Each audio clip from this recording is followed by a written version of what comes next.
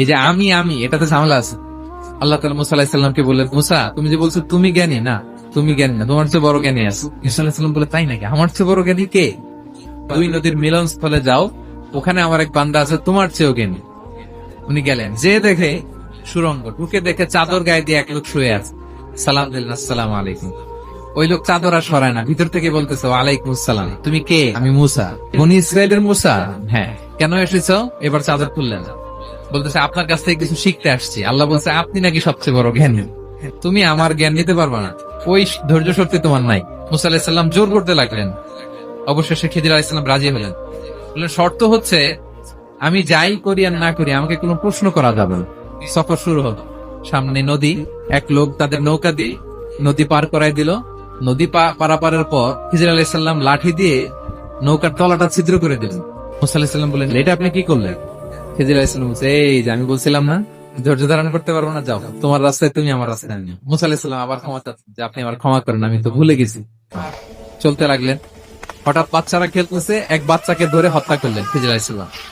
এবার তো মুসা আলাইহিস সালাম রেগে গেছে, আপনি করলেনটাকে? খিজির আলাইহিস সালাম বলে, এই যে আমি জানতাম যে তুমি ধৈর্য ধারণ করতে পারবে না।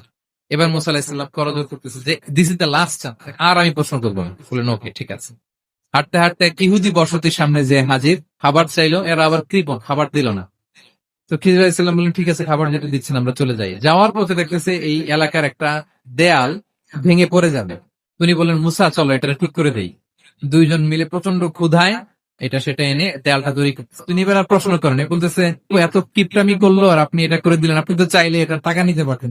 এই কথা বলার পর খিজির আলাইহিস সালাম বললেন, এতটুকু তোমাকে আমি বলি, আল্লাহর আদেশে আমি করেছি। এই এলাকায় একজন জালিম বাদশাহ আছে, সে নৌকা পেলেই গরিব মাঝিদের নৌকা সিজ করে নিয়ে যায়। এই রাজার লোকেরা এসে দেখবে যে এটা তলা ছিদ্র, পানি ঢুকতেছে, এটা নিবে না। মুসা আলাইহিস সালাম বলে, সুবহানাল্লাহ, তাই তো, এটা তো আমি বুঝতে পারি নাই। আর ওই ছোট শিশুটাকে হত্যা করছি, ও অনেক বড় জালিম হবে, সে তার মা বাবাকেও জাহান্নামে নিবে, এটা আল্লাহর আদেশে আমি তাকে হত্যা করেছি। তাহলে ওইটা বলে, খাবারও দিল না, এদের দেয়াল কেন ঠিক করতে গেল না? তখন তিনি বললেন যে আসলে এটা একটা ইয়াতীমদের ঘর ছিল, আর এই দেয়ালের নিচে আছে গুপ্তধন। এই দেয়ালটা পড়ে যাবে, এই গুপ্তধন তারা ছোট মানুষ নিতে পারবে না, এলাকাবাসী তাদেরকে বঞ্চিত করে নিয়ে যাবে। So আমি দেয়াল গড়ে দিলাম যাতে করে তারা যখন প্রাপ্তবয়স্ক হয় নিজেদের সম্পদ নিজেরা বুঝে নিতে পারে। সুবহানাল্লাহি ওয়া বিহামদিহি।